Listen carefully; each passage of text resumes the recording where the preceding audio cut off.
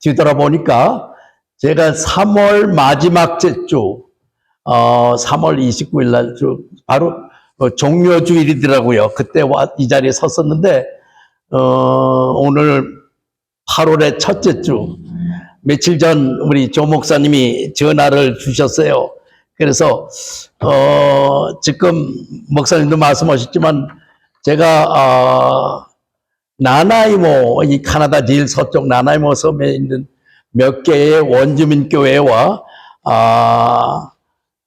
또 한인교회에서, 제가 4월 달에 한번 쭉 한 바퀴 돌고 사역을 하고 왔거든요. 그랬는데, 거기서 자꾸 한 2달 전서부터 자꾸 전화가 와요. 선교사님, 이제 연세도 되고 하셨으니까, 여기 와서 후반부 사역을 좀 같이 해줬으면 어떻습니까? 하고 이렇게 연락이 왔어요. 그래서 이게 강단이 이상하게 자꾸 미끄러지네요. 하여튼 그래서 제가 이렇게 그걸 치는 게 좋겠어요. 그렇게 했는데 기도하는데 성령께서 뭐라고 그러셨어요? 저보고 가라 그러시는 거예요. 그렇죠. 지금 한참 저희가 이제 그래서 홈베이스를 아예 나나이모 섬으로 옮기려고 한참 이삿짐을 싸고 있는 중이었어요. 2주 후면 가거든요. 근데 우리 조 목사님이 전화가 왔는데 제가 정말 평소 아끼고 존경하는 목사님이라 차마 사양을 할 수가 없겠더라고요. 그래서 하여튼 오늘 이 자리에 섰습니다. 우리 적은 숫자지만 우리 작은 자를 들어 천을 이루시는 우리 하나님의 말씀을 생각해서 제가 수천 명 앞에서 하는 기분으로 오늘 이렇게 말씀을 할까 합니다. 잠깐 기도 다시 하겠습니다. 주님 불충한 종, 정말 이 늘 푸른 교회 강단에 다시 세우십니다. 저는 감추시고 주님이 대신 말씀하여 주시옵소서. 선포되는 말씀을 통하여 정말 하나님의 얼굴을 구하고 아버지 주님의 음성을 듣기를 원합니다. 성령님의 아버지 그 마음과 우리의 마음이 함께 해 주시기를 원합니다. 종은 감추시고 주님이 친히 말씀하여 주시옵소서. 예수 그리스도 이름으로 감사하며 기도드리옵나이다. 아멘. 요즘 한국 서점가에서 특별히 잘 나가는 책들이 있다고 그래요. 그 책 제목들이 뭔지 아십니까? 이런 것들이래요. 정상에서 만납시다. 성공하는 사람들의 7가지 습관. 리더에게는 뭔가 특별한 데가 있다. 아들아, 머뭇거리기에는 인생이 너무 짧다. 등등 이런 성공학이나 지도자, 소위 리더십에 관한 책들입니다. 그런데요, 그 책들마다 빠뜨리지 않고 등장하는 단어가 있는데 바로 패션, 열정이라는 말입니다. 21세기 성공하는 사람들에게 이렇게 나타나는 보통 다른 사람과 남다른 그 다른 점이 소위 리더 지도자는 패션, 열정이 있다는 거예요. 열정 지수가 남보다 높았다는 거예요. 언젠가 미국에 그 유명한 우리 코카콜라 회사가 있잖아요. 그 회사 사장님이 이런 말을 했다고 그래요. 내 혈관 속에는 뜨거운 붉은 피가 흐르는 것이 아니라 차갑고 검은 코카콜라가 흐른다. 즉 자신이 만든 코카콜라에 대한 애정, 그 열정이 얼마나 컸으면 이런 말을 했겠습니까? 주인만이 느끼는 특별한 애정이 있었다는 거예요. 자, 오늘 본문 말씀으로 들어갑니다. 빌립보서의 저자 누구예요? 사도 바울. 저는 이분을 너무 좋아하고 참으로 존경합니다. 저는요, 이 다음에 천국에 가면 제일 먼저 우리 사도 바울 이 양반을 먼저 뵙고 싶어요. 우리 기독교 역사상 최초의 대선교사일 뿐만 아니라 초대교회 그 시대 당시 동서 간의 그 큰 차이점을 초월해서 우리 동방적인 것과 서방적인 것을 처음으로 만날 수 있게 가교 역할을 그런 하신 분이에요. 이분이 바로 사도 바울이에요. 이 양반이 쓰신 수백 페이지에 이르는 그 방대한 분론, 우리 신학성경 몇 권이에요? 27권 중에서 13권, 14권을 이분이 직접 쓰셨어요. 근데 저는 이 중에서도 이 빌립보서를 참 좋아해요. 물론 이분이 쓰신 책 중에서 정말 복음의 진리 그 핵심들이 아주 조직적이고 질서정연히 쓴 로마서라는 책이 있어요. 그러나 그에 못지않게 정말 바울 당신 자신의 인생관과 신앙관을 아주 정말 훈훈한 인간적인 타치로 정말 이렇게 써내려 가신 게 제 마음에 너무 들어요. 감히 외람된 말씀이지만 제 성격도 좀 이분과 닮은 점이 있거든요. 그 노사도가 오늘 우리가 읽은 빌립보서 1장에서 첫 구절을 제가 현대말로 한번 바꿔봅니다. 이렇게 말할 수 있겠어요. 나에게는 단 하나의 열정, 단 하나의 연인, 애인이 있습니다. 그분이 바로 예수 그리스도요. 이 얼마나 열정적으로 그분 예수 그리스도를 사랑한다는 표현입니까? 여러분, 우리 기왕 예수를 믿을 거면 이분처럼 열정적으로 한번 믿어보시기를 축복합니다. 자, 사랑하는 우리 늘푸른교회 교우 여러분, 저는 이런 생각을 해봤어요. 여기 정말 죽도록 서로 사랑하는 한 쌍의 남녀가 있다고 생각해 봅시다. 상대방을 향해 이 세상에서 가장 멋진 사랑의 고백을 하고 싶은데 정말 어떻게 사랑 고백을 하는 게 멋있을까?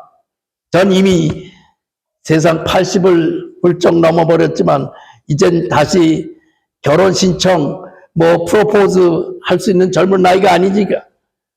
그러나 아마도 이렇게 표현하면 어떨까 생각을 해보세요.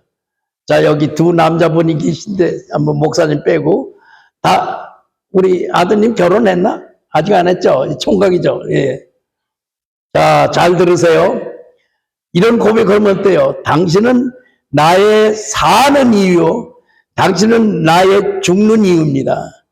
당신은 내 인생의 전부입니다. 외우기 힘들면 쓰세요. 자, 특별히 정말 다시 한번 얘기해요. 내가 지금 사는 이유는 당신 때문이고 만일 내가 죽어야 한다면 그것도 당신 때문입니다. 당신은 내 인생 전부입니다. 아마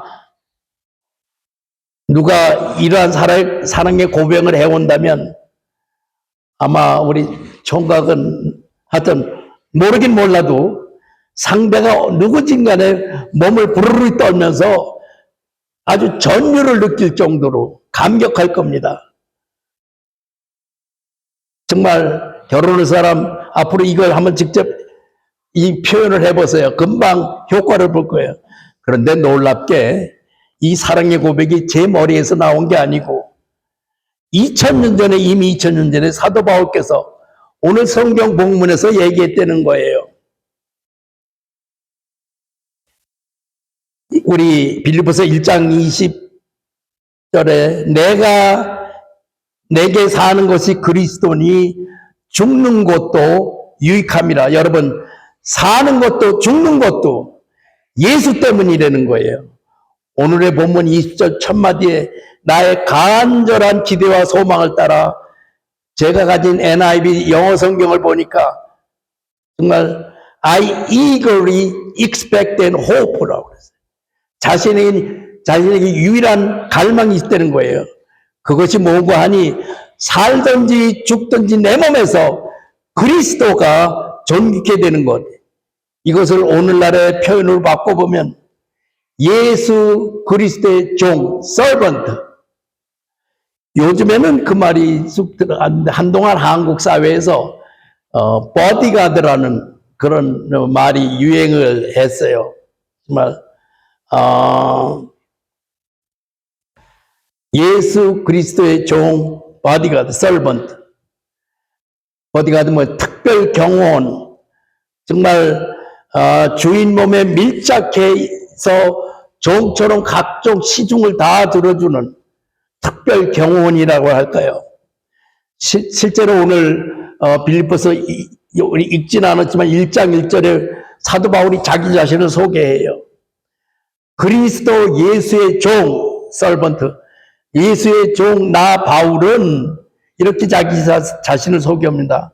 그는 평생 오직 그의 주인 되시는 예수 그리스도를 지켜내는 바디가드로 이 땅을 살다가 가신 분입니다. 진정한 바디가드는요, 그 역할이야말로 오늘 살아가는 우리 크리스찬들이 그 참 헌신의 모습이 되지 않을까 하는 생각을 제가 해보는 뜻에서 제가 오늘의 설교 제목을 정말 그리스도 예수의 바디가드라고 한번 정해봤어요. 사랑하는 우리 늘푸른교회 교회 여러분, 바디가드란 과연 어떤 사람입니까? 이것을 오늘 저는 세 가지로 생각해 보면서 여러분께 새로운 도전을 드릴까 합니다. 첫 번째, 바디가드는요, 예수 그리스도의 바디가드는 자기의 주인공과 늘 함께 가까이 있는 사람입니다. 만일 바디가드가 그 주인이나 주인공 곁에 있지 않고 주인이 호출해도 금방 나타나지 않으면 어떻게 돼요? 그런 바디가드 자신의 역할을 제대로 하는 사람이 아니라는 뜻입니다. 주인 곁에 있는 것만, 그것만으로도 행복하게 여기는 사람입니다. 이제 꽤 되었죠. 한국에서 유명한 SBS 주말 연속극이 있었어요. 뭐 나중에 영화로도 나왔는데 거기에 그 모래시계라는 그런 게 있습니다. 얼마나 그때 그게 인기가 있었는지 그 모래시계가 방영되는 날은 한국 전체 거리에 사람이 댕기지 않았다고 그래요. 뭐 65% 70% 방송사상 최고의 히트를 냈어요. 그래서 그 하여튼 방영 시간엔 한국이 완전히 스탑되는 정도로. 저도 하도 유명하다니까는 그때 당시 제가 토론토에 있었는데 한국 식품점에서 이렇게 비디오 테이프를 뭐 그때는 비디오 테이프들이 이렇게 얇은 벽돌만한 건 이렇게 빌려서 그래서 이제 갖다 밤을 새서 그 본 적이 있어요. 근데 얼마나 저거 이제 그것도 대여하는 기다리는 사람이 있다니까 빨리 보고 또 돌려줘야 되니까 하여튼 근데 거기에 마지막에 나오는 장면이 지금도 30년이 넘어서도 지금 생각나요. 거기에 젊은 여자 주인공 아마 고현정 씨인가 그분인데 자기를 충성스럽게 끝까지 바디가드는 이렇게 역할을 해준 남자 배우 이정재가 봤어요. 그런데 뭐라고 그러냐면 그동안 저 때문에 고생 너무너무 많이 하셨습니다. 그러니까 그 이정재 씨가 아닙니다. 저는 그저 당신을 바라보고 정말 당신 옆에 있는 것만으로 행복했습니다 하는 말을 하더라고요. 여러분 기억나세요? 예. 그렇습니다. 크리스천, 우리 믿는 사람은 세상 것 그 어떤 것으로 행복하기보다는 예수님 곁에 가까이 있으면서 오직 그분만을 바라보면서 사는 것만으로 최고의 행복을 느끼며 사는 사람이어야 합니다. 어떻게 생각하세요?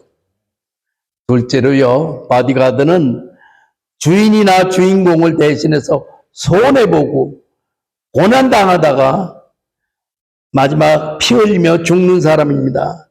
주인이 어려움에 처했는데도 자기만 살아보려고 주인을 팽개쳐 놓고 도망가는 사람은 진정한 바디가드가 아니에요. 베드로를 비롯한 제자들의 실패는 무엇이었습니까? 그의 주인 되시는 예수님이 어려움을 당할 때 주님을 버리고 그냥 도망친 데 있었어요. 바디가드들은요, 그 누구를 막론하고 주인 되신 예수 그리스도 그분만을 위해 가까이, 아니 기꺼이 자신을 희생할 각오가 되어 있는 사람이어야 합니다. 주인을 먼저 배려하고 희생이 진정한 헌신이고, 정말 그리스도 예수의 바디가드가 갖춰야 할 당연한 임무요, 아름다운 덕목이 되는 겁니다. 마지막 세 번째, 바디가드는 어떤 사람이어야 합니까?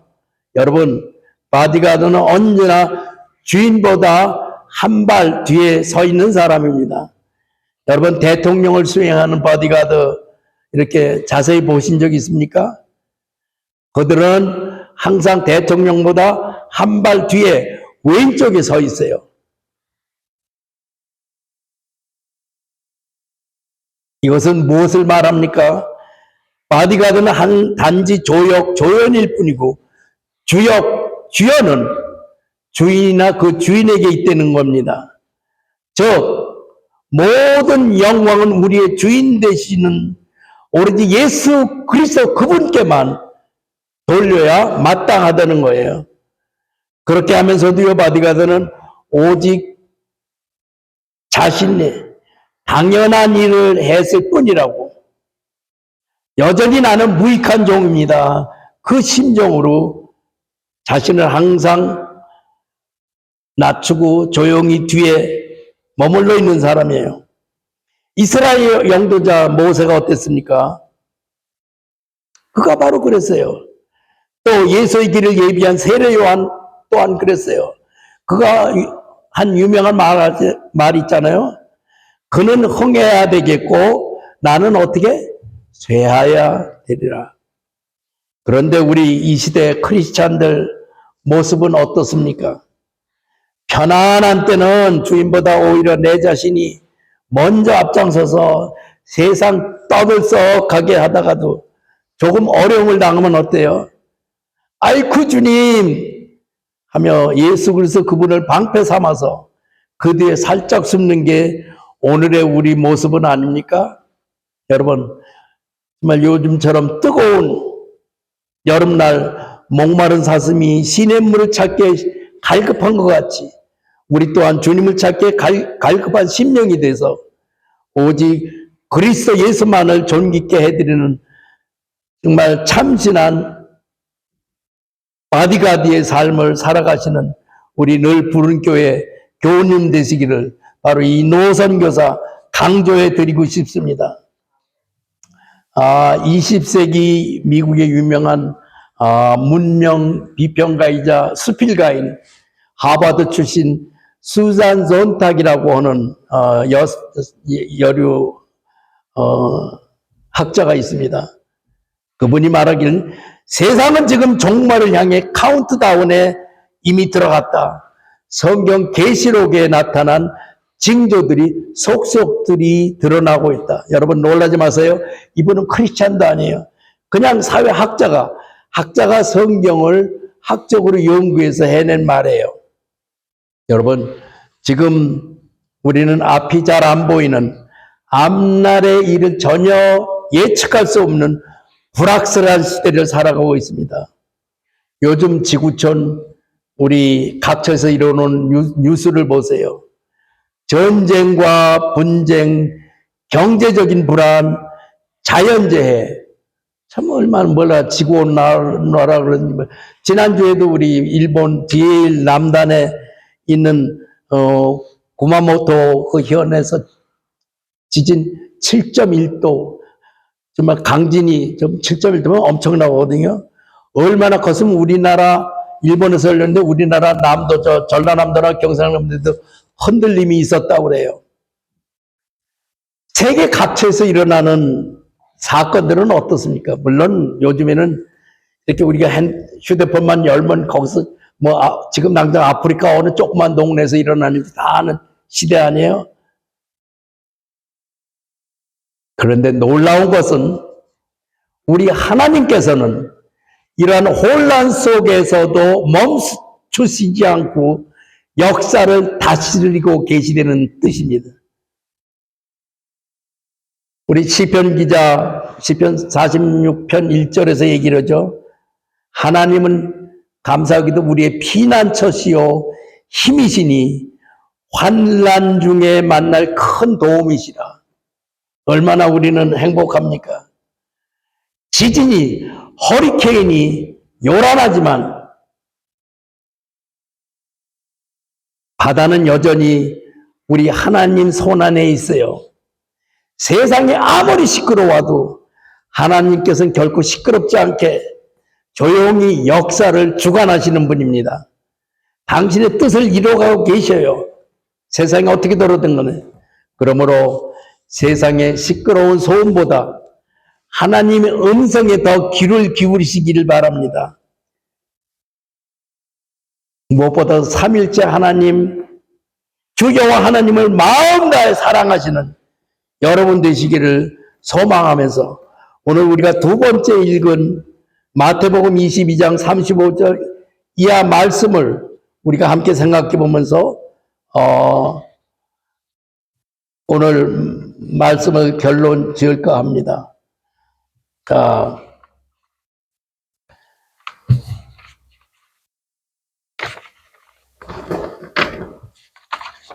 한 장이 어디 갔네? 좋습니다. 우리 말씀, 35절. 율법 중에서 어느 계명이니까, 하여튼 그 율법사가, 예수께 와서 묻습니다. 정말 뭐라고 그랬어요? 선생님 율법 중에서 어느 계명이 크니까 예수께서 이르시되 내 마음을 다하고 목숨을 다하고 뜻을 다하여 너희 하나님을 사랑하라 하셨으니 그랬어요. 자, 근데 순서를 보니까 주님께서 먼저 마음을 요구하시고 그 다음에 뭐예요? 목숨과 뜻을 요구하셨다는 거예요. 자, 그 다음에 또 우리 한 거 있죠? 이것이 첫째 되는 계명은 둘째 되어 갔더니 이래가지고 사랑하시니 또 우리 마가복음하고 누가복음 거기 나옵니까? 예. 자, 얼마나 이걸 중요하게 생각하셨으면 정말 예수님께서 마가복음 기자, 누가복음 기자를 통해서 또 거의 글자가 안 틀리고 또 그 만들어서 마음을 다하고 목숨을 다하고 뜻을 다하여 힘을 다하여 너의 하나님을 사랑하라. 이건 마가복음에서 또 하나 대답해 이르되 내 마음을 다하여 목숨을 다하여 힘을 다하여 뜻을 다하여 너의 하나님을 사랑하고 또한 내 이웃을 내 자신과 같이 사랑하라. 얼만큼 이걸 강조하시고 정말 이게 중요한 거를 해서 이렇게 성경마다 정말 이렇게 나왔어요. 자, 보세요. 내가 이 순서를 보니까 주님께서 단지 마음을 요구하시고 그 다음에 뭐예요? 목숨과 뜻을 또 요구하셨던 점인데 아무리 생각해봐도 제 생각에 순서가 좀 틀린 것 같아요. 여러분 어떻게 생각하는지 몰라도 제 생각에는 마음을 드리는 사랑보다 목숨을 드리는 사랑이 훨씬 더 어렵게 생각됐거든요. 여러분은 어떻게 생각하는지 몰라. 어떻게 생각하세요? 목숨을 드린다는 건 뭐예요? 내 몸에서 가장 귀한 것, 마지막 하여튼 귀한 것을 드리는 거 아니에요? 훨씬 더 마음을 다하는 드리는 것보다 목숨을 드리는 게 더 훨씬 더 어렵게 저 생각이 됐어요. 정말 목숨을 드리는 건 자기 마음 전체를 다 드리는 건데, 자, 마음을 드린다는 건 우리끼리만 얘기해 봅시다. 솔직히 어떤 의미에서는 미쳐는 안 드는 거 아니에요? 그런데도 하나님께서는 우선적으로 마음을 요구하시는 거예요. 주님께서 목숨보다 마음을 더 우선적으로 왜 요구하셨을까요? 솔직히 한때 제게 그게 풀리지 않는 숙제였어요. 그런데 어느 날 제가 말씀을 깊게 묵상하다가 우리 고린도전서 13장 소위 사랑장에 3절인가 나오죠. 제가 그 말씀을 묵상하는데 거기서 해답을 찾았어요. 내가 내게 있는 모든 것으로 구제하고 또 내 몸을 불사르게 내어줄지라도 뭐가 없으면 사랑의 마음이 없으면 내게 아무 유익이 없느니라. 그 사랑장에서 그렇게 말씀하셨더라고.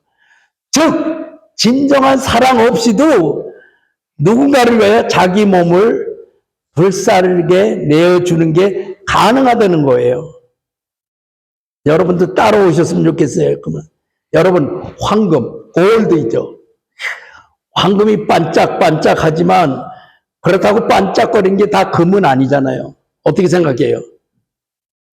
우리가 희생하는 모든 일의 동기가 반드시 자신의 온 마음까지 다한 사랑이 아닐 수도 있다는 거예요. 다시 말해 우리가 마음을 다하고 목숨을 다하고 뜻을 다하는 것 사실 이런 거 쉽게 분리할 수는 없지만 잘 생각해 보세요. 어떻게 보면 마음을 다하지 않는 목숨 바침 이것이 약삭빠른 우리 인간 세계에서 얼마든지 가능하다는 거예요. 마음이라는 것 우리 육신의 눈에 보이지 않잖아요. 여러분 잘 들으세요. 제가 선교사로서 세계 열방에 특히 한국 교회 뭐 한국이고 동남아고 저 남미고 많은 교회를 제가 하나님께서 이렇게 정말 발을 디딜 수 있도록 그렇게 기회를 지난 29년 동안의 열방 세계를 돌았으니까요. 진짜 특히 코로나 일이 있고 나서 교회가 많이 질서가 많이 파괴됐어요. 특별히 제 눈에 비친 건 대형 교회 소위 재직들 많이 변했어요. 옛날에는 장로 이렇게 선거 피트 보면 나 장로 안 시켜주면 나 교회 떠날 거야 하지만 요즘은 장로 시켜주면 나 교회 떠날 거야 이런 시대로 바뀌었어요. 하여튼 자관 요즘에 교회 재직들 용서하고 들으세요. 주를 위해 희생하는 척 그저 사람 눈에 보이게 이렇게 할 수 얼마든지 있다는 거예요. 마음 다 드리지 않고도 마음 다 바치지 않고도 헌신하는 척 인간에게 눈에 보이게 할 수 있다는 거예요. 내 마음을 다 드리지 않은 상태에서도 마치 헌신된 크리스찬의 삶을 사는 채 경건하게 신앙생활을 하는 척 마치 쇼하듯이 이런 행동들이 교회에서도 얼마든지 일어난다는 거예요. 즉 다시 말해서 사람 눈은 가릴 수 있어요. 그러나 하나님은 어떤 분이에요? 제가 언젠가 지난번 왔을 때 그러니까 제가 북미에서 이렇게 영성 훈련을 인도자로 이렇게 미국 남미 캐나다 전역을 물러냈는데 한 번은 미국 시카고에서 그 영성 훈련을 했어요. 근데 거기 시카고에서 제일 큰 교회의 박아무개 이름도 아는데 이름까지 박아무개 장로님 4분 부인은 이제 아주 충실한 권사님이고, 근데 이 박 장로님이 6.25 바로 직전에 1.4 후퇴 때 이제 이북에서 넘어왔어요. 근데 참 굉장히 은혜로운 똑똑한 분이에요. 그래갖고 일찍이 미국에 와서 시카고에 무디 신학을 하고 거기서 아주 학위를 받고 해서 무디 신학교에 한국인 유학생들이 많거든요. 근데 거기서 이렇게 강의도 하시는 분이야. 근데 별명이 이렇게 그 양반 내외가 꼭 내가 그 영성훈련 오고 이제 다시 캐나다 캐나다로 돌아가려고 하는데 선교사님 꼭 저한테 저희 부부한테 시간 좀 내주세요. 제가 같이 선교사님이랑 이렇게 브런치를 한번 꼭 제가 고백할 게 있어요. 꼭 좀 시간 좀 내달라고 그래. 그래서 이제 갔어요. 근데 거기 시카고에서 교민들이 제일 많이 다니니까 로렌스 스트리트라고 있어요. 거기 지나가는데 인사하더라고요. 박 장로님 네 분. 우리 예수 장로님 어디 가십니까? 아주 별명이 예수 장로. 얼만큼. 하여튼 장로 신분으로 저 무디 신학에서 강의도 하시는 분. 자, 근데 그게 중요한 게 아니고, 가서 이제 커피랑 이제 아침 브런치를 같이 드는데, 그 부인되는 권사님이 저한테 이제 고백을 할 게 있었어 그랬대요. 영성 훈련을 받고 나니까 너무너무 가슴에 찔리는 게 있었다는 거예요. 그 무슨 말인가 했더니, 자, 내가 이거 잘 못 썼지만, 내가 한번 오늘 아침에, 이게 한문으로 무슨 뜻인지 아세요? 이게 시집 시자예요, 시. 근데 이게 보면, 여자예요. 저기서는 우리 계집녀 하는데, 하여튼 여자였자에다가 생각사자를 써, 생각. 여자가 뭔가 생각해야 할 존재가 시집. 자, 여자가 시집을 가요. 그럼 배란간에 그저 하나밖에 없는 친정 아버지, 엄마가 있는데 결혼하면 어떻게 돼요? 아버지가 둘, 어머니가 둘 되죠. 좀 따라와 주세요. 어떻게 그래야 안 그래? 친정 아버지 있고 시아버지가 있고 여자가 생각해야 할 존재들, 또 친정엄마 있고 시어머니 있고. 그래, 그 박장님이 이북에서 나올 때 아무 식구 없고 호를 다니신 자기 친어머니만 모시고 남쪽으로 와서 시카고로 이민을 간 거예요. 그렇게 했는데 어느덧 연세가 돼서 100세가 넘었어요. 근데 매년 그 권사님이 나한테 고백하는, 그 식사를 대접하면서 고백을, 매년 시카고 한인회에서 연려상, 아주 시어머니를 호를 시어머니를 잘 연려상을 준대. 그때 한두 해 준 게 아니고 매년 그걸 준대요. 근데 선교사님, 제가 오늘 고백하는 거는, 물론 자기가 한 분밖에 없는 시어머니이기 때문에 잘 섬긴대요.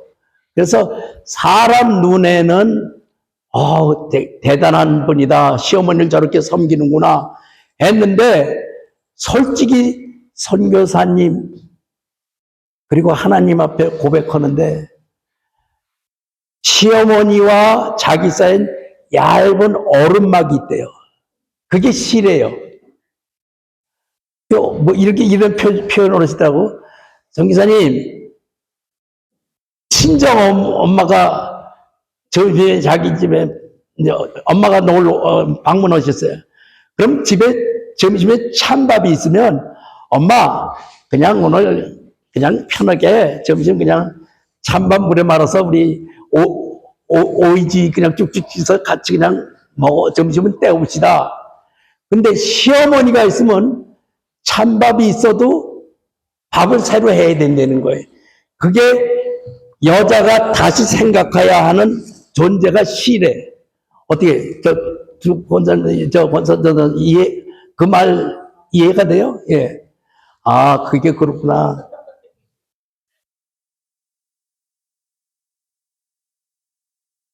제가 브라질 상파울로 갔는데, 거기 몇 개 교회가 초청을 해서 이제 거기서 이제 다 오고, 근데 이제 내일 모레 다시 비행기 타려고 그러는데, 거기서 제일 큰 한인교회, 봉해지로 동양선교교회가 있어요. 근데 거기 담임 목사님, 특별히 선교사님 좀 꼭 한 가지 임무 더 해주고 가실 일이 있습니다. 뭡니까? 했더니 자기 교회가 한 2,000여 명 매는 교회인데, 장로, 피택 장로 5분 오고 권사 6분을 세웠는데, 가시기 전에 특별 중직자 교육을 좀 시키고 가셨으면 좋겠다고 해서 어서없이 이제 예수 오고 그러는데, 거기서 내가 질문했어요. 여러분, 마음을 다해서 주님을 사랑하는 게 과연 어떤 뜻입니까? 했더니 그 어느 장로 비택자 이제 교육받는 사람이 손을 뻗쩍 들더니 아 그거요. 그죠?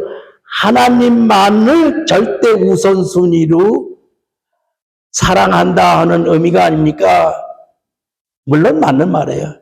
그러나 제가 생각하는 하나님을 마음을 다해 사랑하는 건 한 60점쯤 된다고 제가 얘기를 거기서 해서 웃은 적이 있는데, 자, 이 말씀을 드리면서 잘 이해하시기 바랍니다.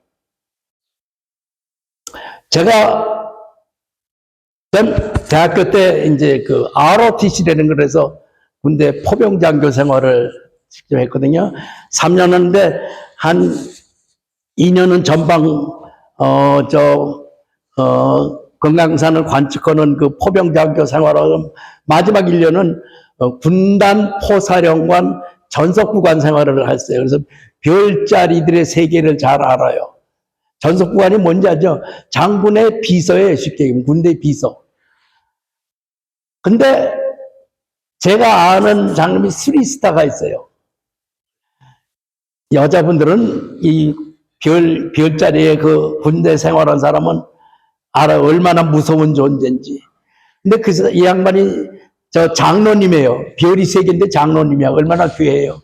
근데 별 2개 때, 이게 준장, 소장, 중장, 대장 이렇게 있는데, 저 소장 시절에 어느 전방부대 사단장을 할 때였어요. 근데 볼 일이 있어갖고, 그 시외버스 터미널에 이제 전속부관과 같이, 비서와 같이 이제 거길 나갔는데, 갓 임관한 것 같은 새파란 소위가, 이 다이아몬드 한 개, 소위가 자기 앞에 한 5, 6분 동안 왔다 갔다, 분명히 자기를 본 것 같은데, 경례도 없이 그냥 왔다 갔다 하는 거예요. 저는 봐라. 그 뭐 경례를 받아서가 아니라 괘씸하잖아요. 장군을 보고 소위가 경례도 안 하다니. 그래서 전속부관을 시켜서, 야, 저놈 좀 한번 잡아봐라. 근데 이제 왔더니 앞에 별 2개가 딱 있는 거야. 그때서야 그냥 정신으로서 총상 하면서 그 버스 터미널이 다 떠내려갈 정도로 그렇게 소리를 치는 그때서야. 그래서 아니 내가 보니까 자네가 뭐 한 5, 6분 동안 내 앞에서 왔다 갔다 했는데 그때 경례는 안 오고 왜 지금 와서 이렇게 하느냐 했더니 이제 머리 극적거리면서 실은요 제가 군대 들어와서 처음 오늘 외출을 하는 시간이 있어요. 첫 외출을 했어요. 그래서 외출을 나오니까 서울에 있는 자기 애인을 거기서 시외버스 터미널에서 딱 몇 시에 만나자 하고 약속을 했대요. 근데 부대에서 일이 있어갖고 한 10분을 늦게 왔어. 그랬더니 찾아보니까 애인이 안 보이니까 10분 늦게 왔다고 애인이 안 보이는 거야. 그냥 시외버스 터미널을 왔다 갔다 하면서 다 찾아도 안 보이는 거야. 여러분, 그래서 정말 애인 얼굴을 찾느라 신경 곤두세워서 온 정신을 팔다 보니까 그만 사단장님이 거기 계신 것을 몰랐다는 거예요. 못 봤다는 거예요. 아니 더 나가서 봤어도 보이지 않다는. 여러분 그런 경우 있어요. 온 정신을 딴 데다 팔다 보니까 봤는데도 눈에 안 보이고 들어도 안 들릴 그런 경지. 여러분 바로 이게 나의 온 마음을 다한 상태라는 거예요. 하나님께 내 온 마음을 다 드렸기 때문에 이제 다른 대상에게는 더 나눠줄 마음의 여유가 없다는 거예요. 정말 하나님께 모든 걸 다 드렸기 때문에, 마음을 다 드렸기 때문에 다른 대상에게는 정말 더 줄 그런 마음의 여유가 없었다는 거, 그런 상태를 바로 마음을 다해 하나님을 사랑한다는, 믿습니까? 하나님만을 사랑하라.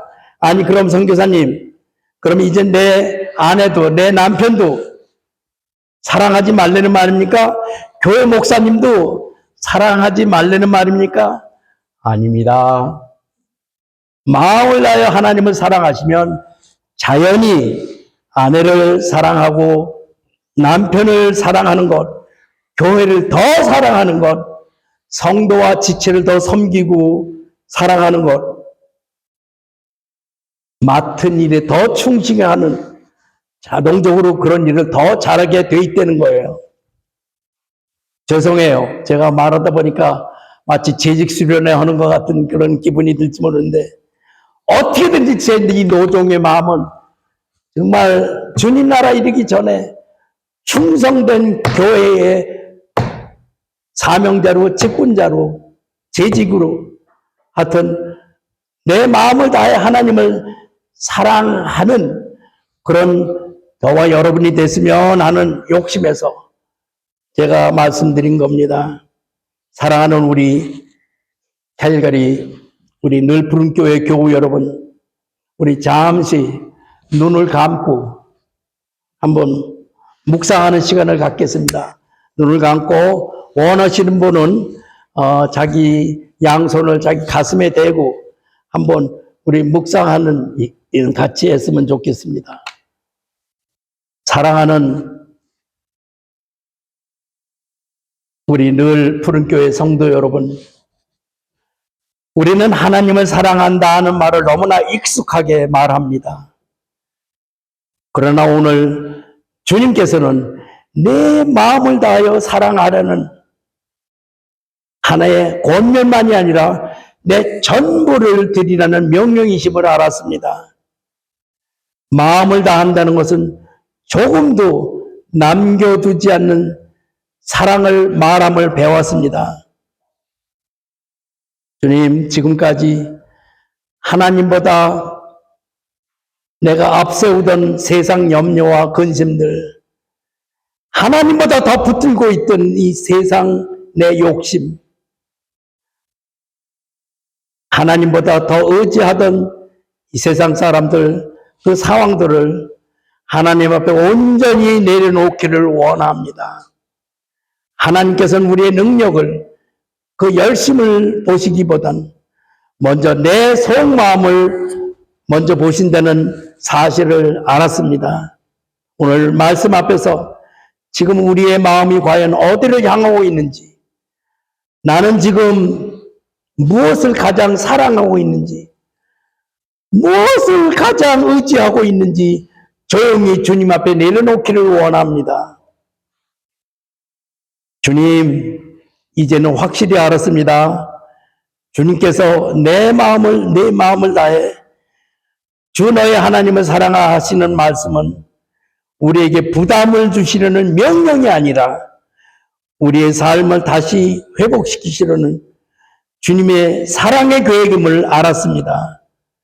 하나님을 사랑하는 그 자리에서 우리의 삶이 다시 회복되고 나의 신앙이 다시 살아나는 믿음의 역사가 다시 있게 하여 주시옵소서. 기도하시겠습니다.